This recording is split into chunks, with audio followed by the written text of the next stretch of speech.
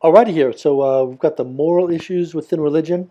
In the second half of the class, we've had a couple less moral issues that we've looked at. We focused on an important and multifaceted, I think, quite interesting one in sexual orientation and homosexuality. Lots of pretty interesting material there. So this might be interesting topic for a number of people. So let's get a sense of kind of like broadly what am I asking you to do here, kind of how to approach it. I guess the main thing would be this, kind of bringing together two things um, to achieve something in particular. How about that?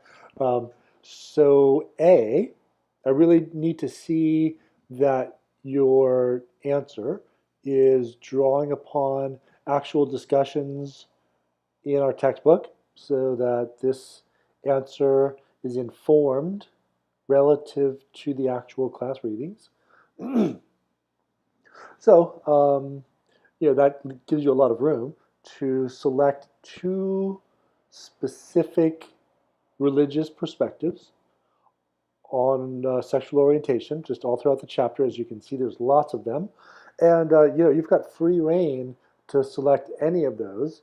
You'll see some of those discussions are shorter than others.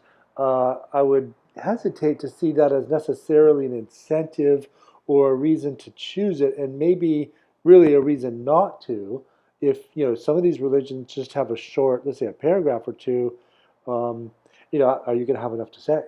It might be easier in the sense there's less to read, but at the same time that gives you less to draw upon and less to say. So I think what's better is to kind of look at which two perspectives are for whatever reason interesting to you, or and really that could be quite broad. Something can be interesting to you because it seems quite wrong. It doesn't mean that you agree with it to find that it's interesting, but as just like really worth paying attention to from the candidates available to you there. What seem to be the most attention worthy religious perspectives according to you. And you can then kind of lay out why you think these are worthy of attention and then compare these two religious perspectives by way of explaining their views and bringing out in the process why you think these are worthy of attention compared to the other choices available to you.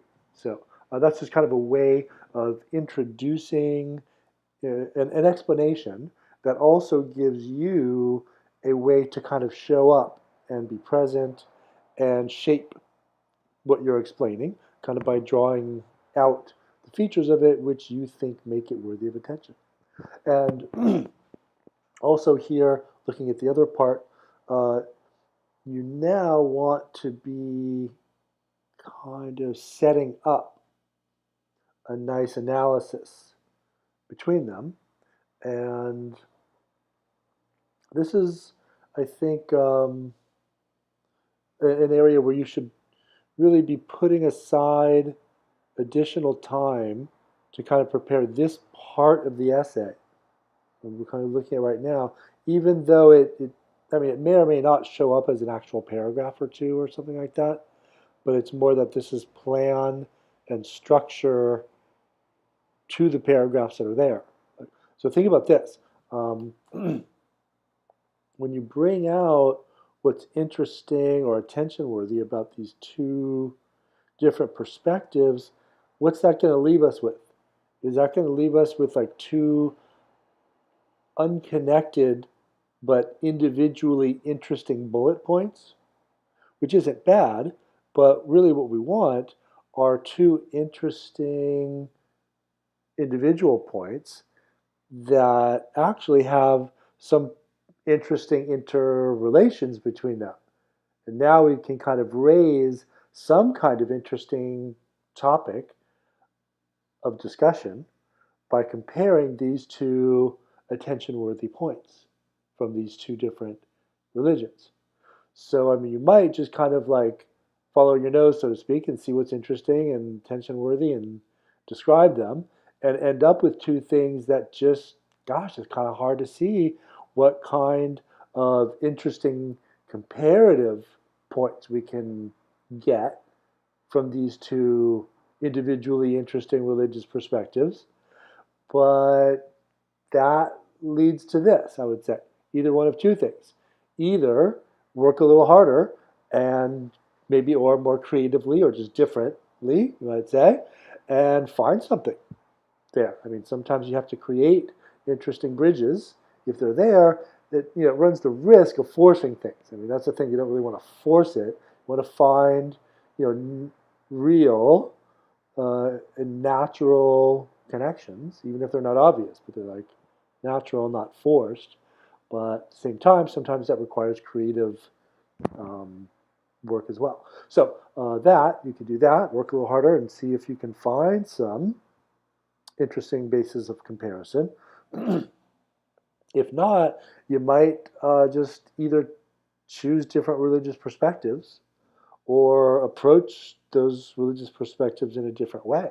So you might have to go back to the drawing board if you don't really see that you've set up some kind of interesting or a comparative discussion. The clearest way to do that on ethical grounds, at least I say this as somebody that's taught ethics and philosophy for years, is if you can find some kind of direct moral disagreement about, let's say, the status of homosexual relations between a more permissive and a less permissive view. Sometimes you might have an extreme permissive view, even within a religious context.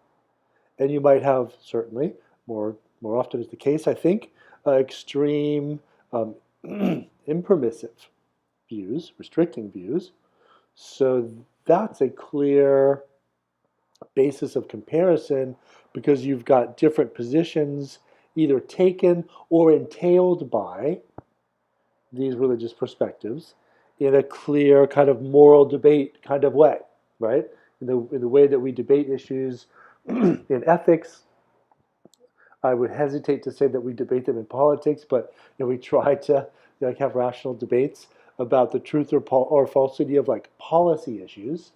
And if we could, in essence, see these two religious perspectives as either taking or entailing different policy perspectives on matters pertaining to sexual preference, then boom, that's a clear, interesting basis of comparison between the two religious perspectives that you've selected.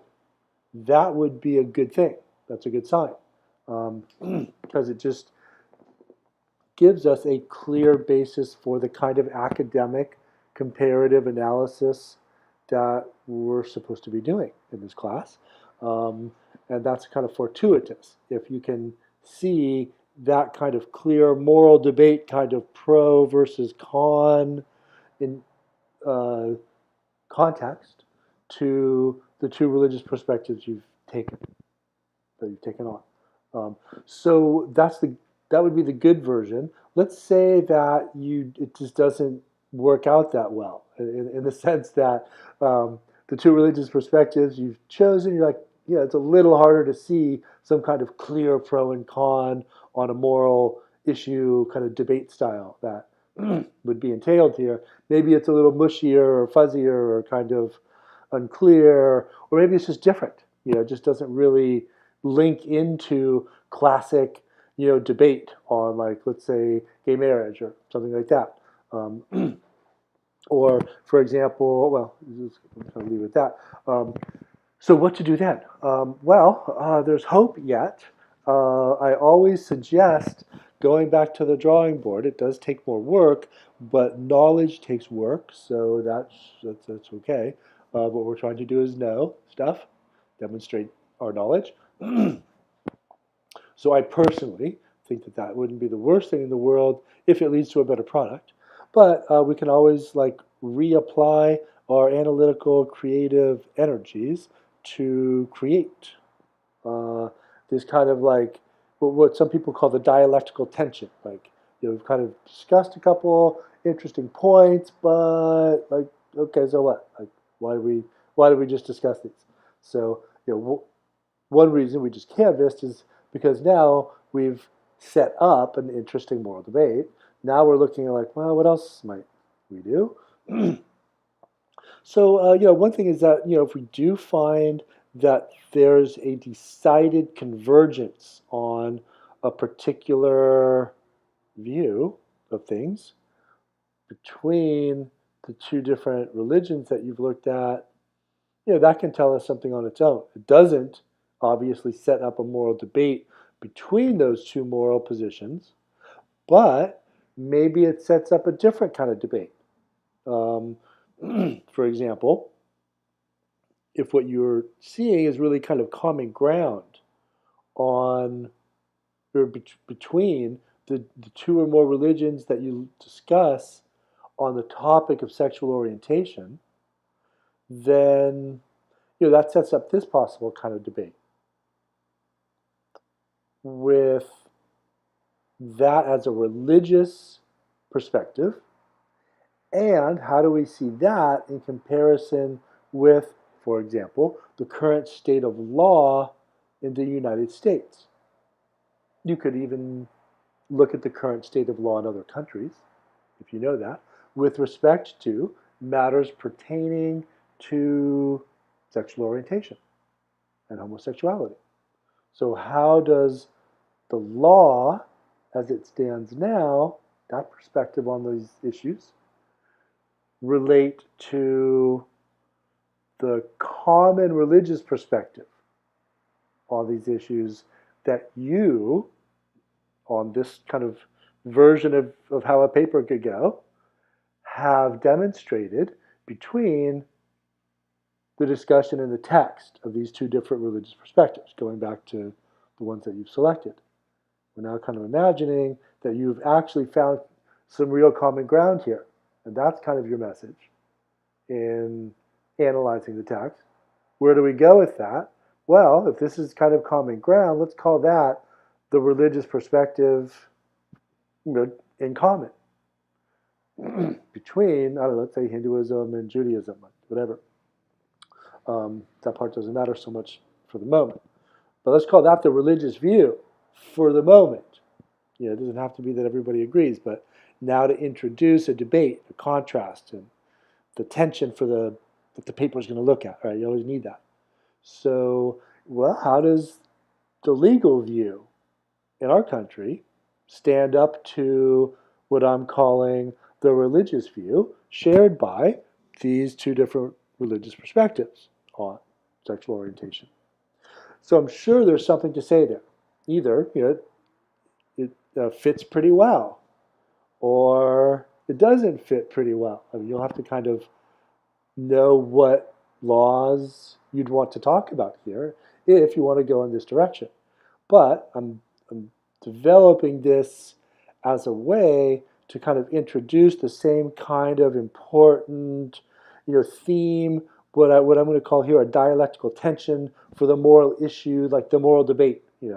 Where here it wouldn't be as a debate between two opposing religious views, but rather the religious view held common between these two or more perspectives, and what we see is like now introducing something new, the legal view, like how law stands. So it's a different kind of debate to be had.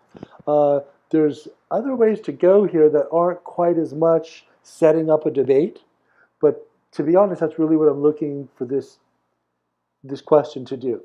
Kind of like treating this as like almost kind of like classic debate procedure. There's like high school, college, all over. There's like formal debates where like, this side goes and that side goes. I used to judge those, actually, for a friend of mine. He was a coach at Stanford debate team, and I used to sit in as a judge sometimes.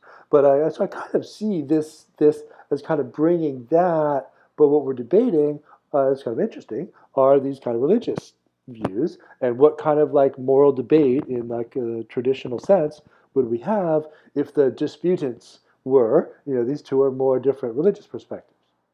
Okay, so I think that should be enough for this. Explain which. So yeah, at the end of the day, I guess I'm kind of thinking like if you were the judge of the debate, which I guess, now that I think about it, that's what I was doing. What would you say? Who seems to have, in your view, not just the view you agree with, but really who seems to have made the better case? I guess usually we'll find that the better case is the one that might be closer to what we agree with, but we can still make a request, and that's what I would do here, is that you provide objective reasons, or at least your reasons, for thinking that the case made is better than the case made or presented by the other side. So, all right, so it's just kind of like completing the kind of discussion of how this question would end, seeing it as kind of setting up some kind of like clear, classic kind of debate-ish type of thing, as that would be the theme, so to speak, of your paper. Alrighty, so that should be a fun question, I would think. All right, take it easy.